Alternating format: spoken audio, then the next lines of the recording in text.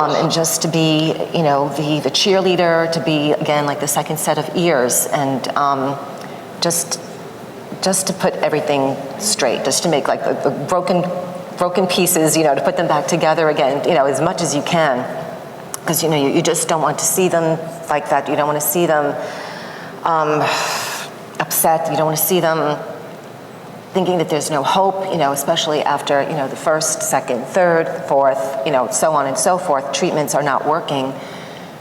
It's like, what are we going to do? But there was always an answer, and, you just really had to put things in perspective and just, be there. It's just like, Nicole was saying, sometimes, just silence was good, just being there and just, watching TV and just, I'm here, just like, let's get some friends together and hang out and do something positive so the toll is not so much. Absolutely. Right. Yeah. Sure. Was there one surprising aspect to it that you struck you particularly? The surprising aspect, let me see, just that it actually happened, that it affected our family. Right. How surprising is that? That was something that happened to everybody else's family. Like, we're okay, we're in the clear. There should be no reason why anything like this should be happening to us. Right.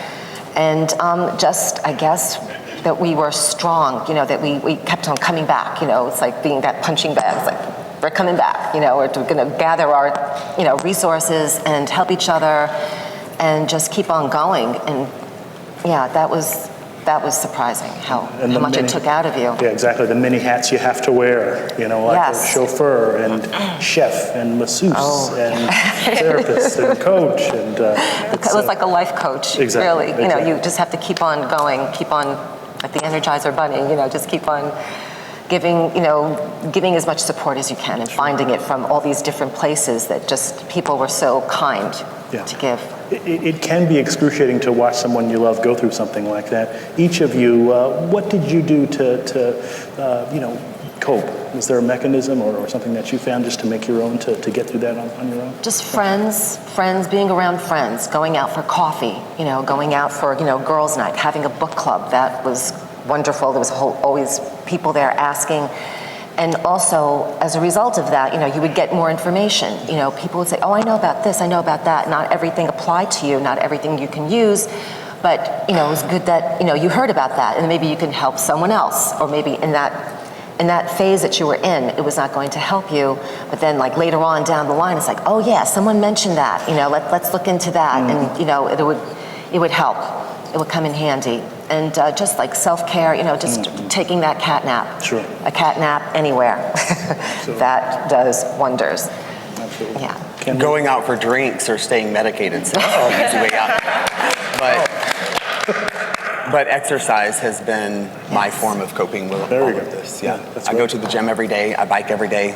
We walk our dogs. Oh, fantastic. I think staying physically healthy translates into mental health and keeping your chemistry in balance. Perfect. Nicole?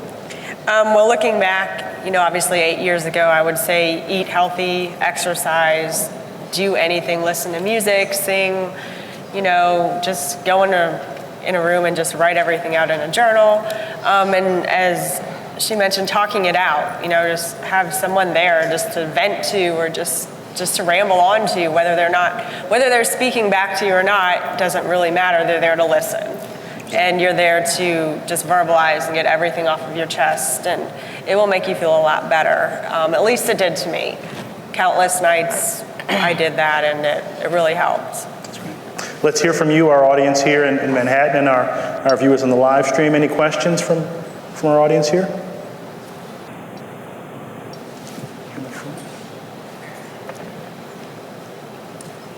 How do you find the balance between who you're caring for and your own family, if you have a second family, or like how do you make it all work, like between work and the person who you love, who you're caring for? I ask myself that all the time. I don't even know. I just do it. You're just like a robot. You just do what you have to do, and you don't think about yourself as much as you think about the person that you're taking care of. It's a big juggling act. I found that I was out of the house a lot. And so I still had like a child in grade school that, ordinarily I would have been there, for my 2 older children, I was able to be there more, like driving them back and forth to all their activities and all that. But you just had to find a way to make it work. And then she became more independent, and she didn't mind, which was really great. And people would come out of the woodwork to say, hey, if you need help, yeah, I'm there for you. So just also asking for help. That's a big thing. Just ask for help, and, don't put it all upon yourself, because then it's another pressure. And it just starts to, you become more depressed, like thinking you just don't have any help. So just really ask for whatever you need for. Belonging to a support group is huge. Does everybody belong to a support group? It's been as beneficial for me as a caregiver as it is for Stephen, because I get the help that I need through my neighborhood in the support group, which is a closed private group. And I get to discuss things with other caregivers, hints and tips. On top of my own emotional support, I get hints and tips on how to take care of my loved one. You know what I mean? So that's huge in me coping and dealing with everything in life that I have to deal with, my own issues, and then my partner's sickness, my job, and everything. And I reach out to these people who are going through the same thing that I'm going through, and they really encourage me and get me through it. So. Nicole, finding balance? As you kind of do what you need to do, really, when it comes to, 8 years ago, everything was different than it is now. Right now, I'm trying to find a balance through school, through work, supporting myself, and by the grace of time, I was able to come out here with my mom. So it's a struggle. It's a balancing act, and sometimes I feel like I have way more gray hairs than I did last week because of it. But we do what we have to do. I guess it's kind of exciting, just kind of enjoying the wave, going for the ride, and knowing you're going to end up in a better place. She's coloring her hair. Right, exactly. Mine fell out. Yeah, I lost all my hair, and now when we go to the hospital, people are like trying to give me the IV instead of Yeah, stress management is a good thing, and I'm learning, still learning. We'll always be learning, but it's a must. Absolutely. Yeah, there were certain times, I'm sorry, I just wanted to say there were certain times where you just had to spring into action when, you were just like dozing off and like or sleeping in the middle of the night, and then it's like, 3:00 in the morning, got to take that road trip, Right. road trip. Let's, see who's available to come, hey, is my husband available? And no, maybe because he has work, like very intense work the next day. Or my daughter came one time, my middle child came one time. And, but sometimes it was just the two of us taking that road trip into New York, and it was like, oh my gosh, it's surreal, going through the Lincoln Tunnel and there's no one there. And then just trying to recover from that, like later on, because the day still goes on. No matter what you went through at 3:00 in the morning, 9:00 comes, the whole world is at work and all that, and you have to be functional.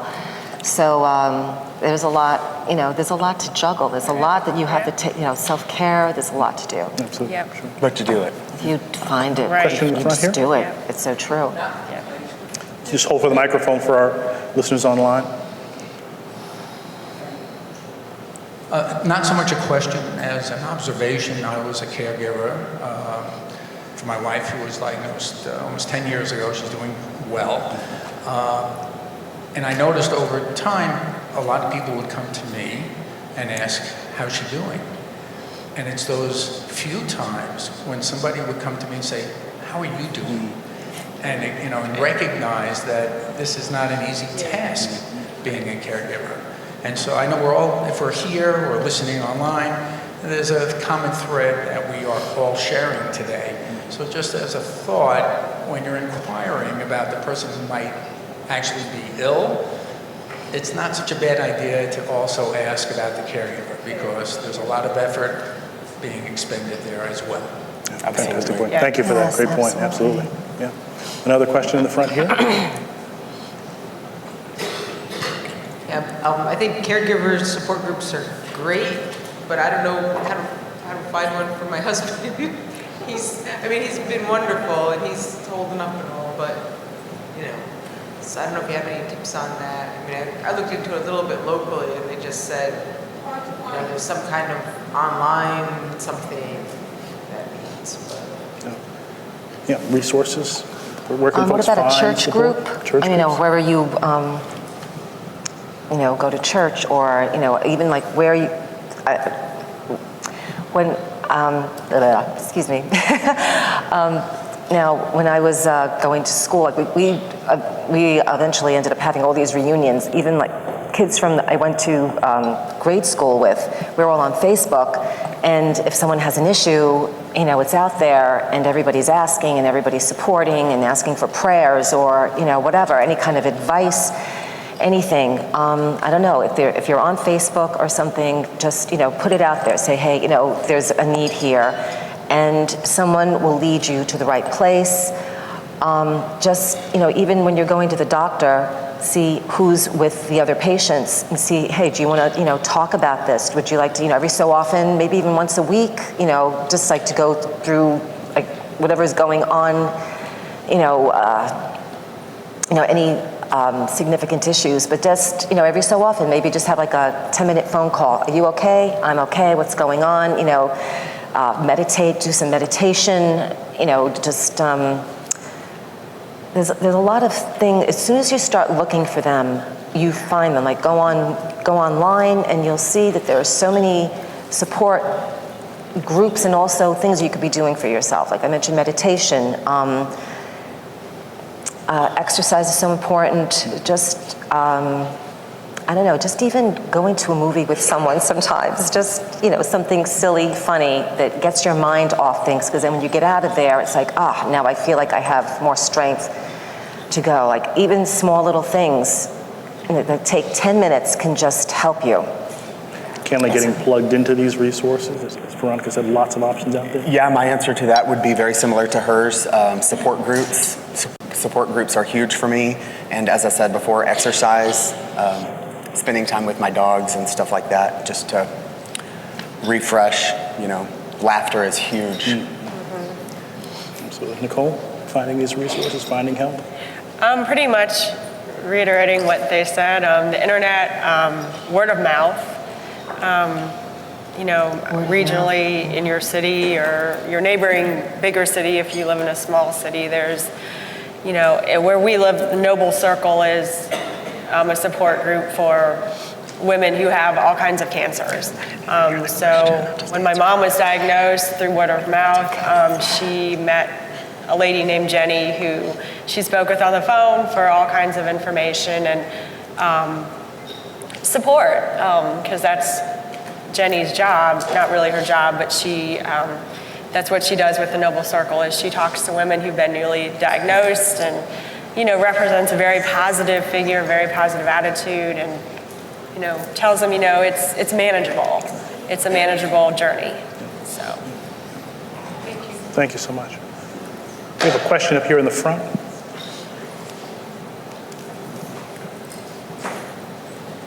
So this is mostly for Kenley, but for anyone else as well. I love the notion of exercising. I know that it's helpful to me.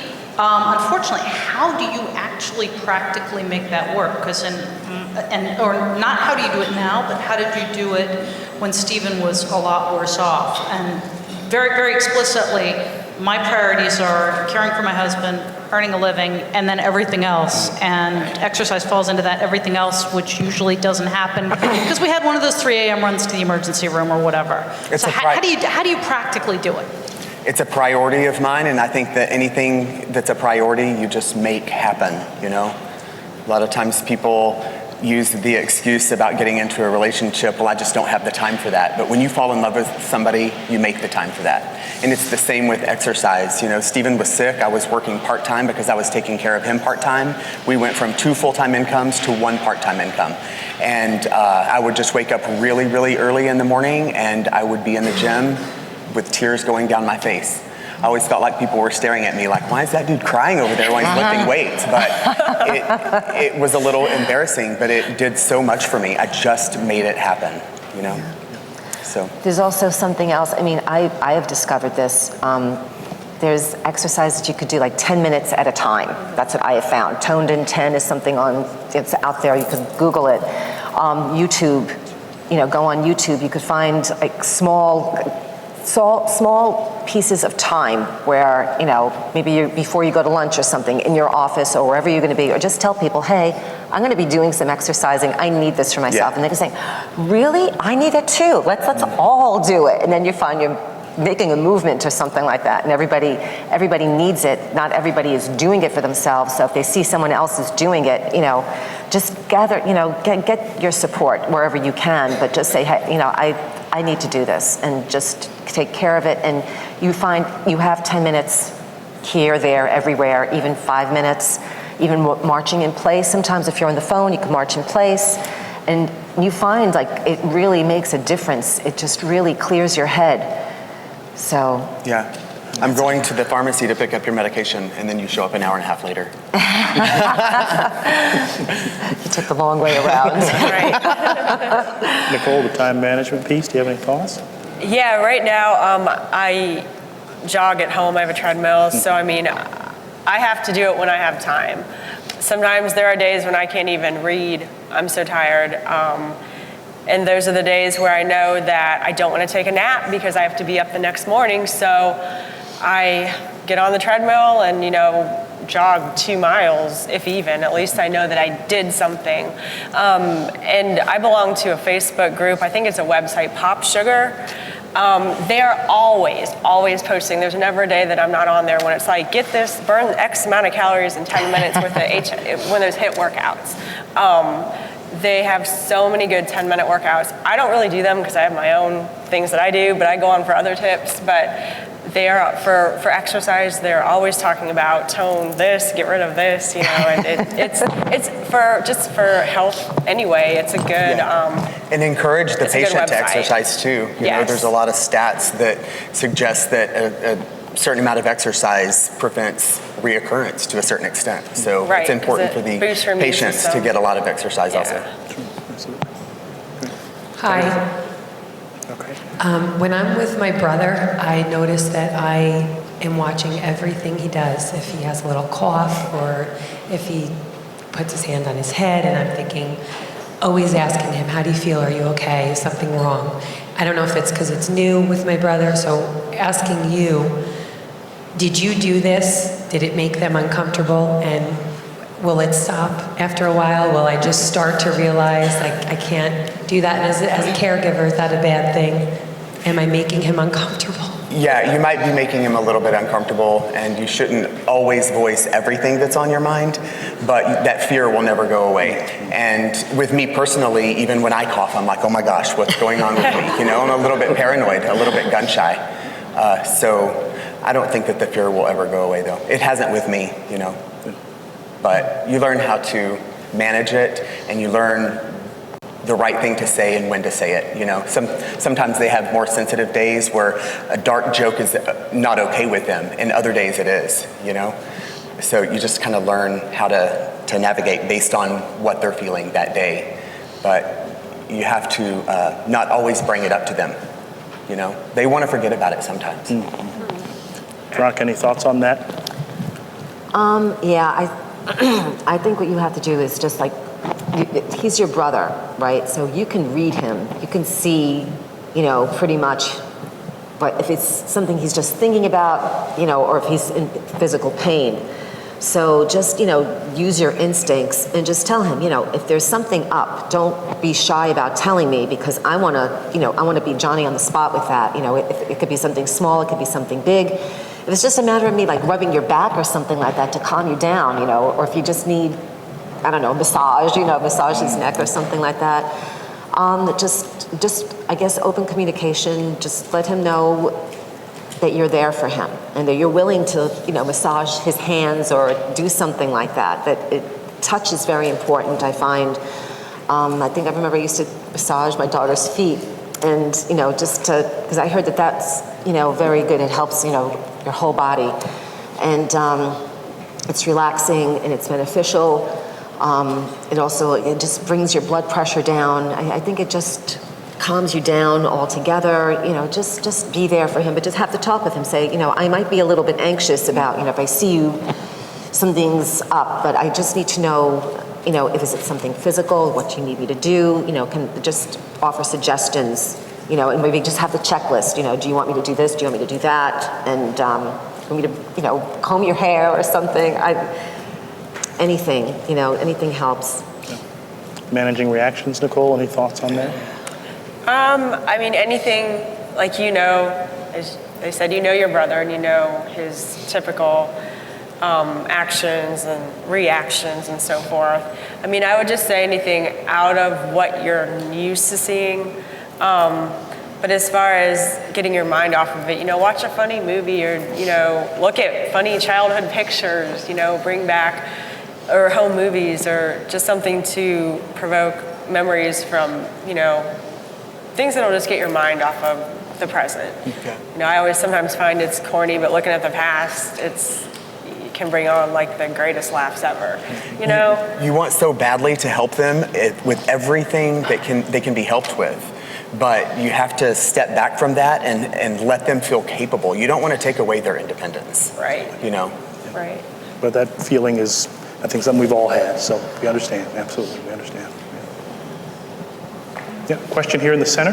Yeah. In direct response to how many times a day to ask your loved one how they're feeling, it was once suggested to me, can you do that once a day instead of 3 times a day?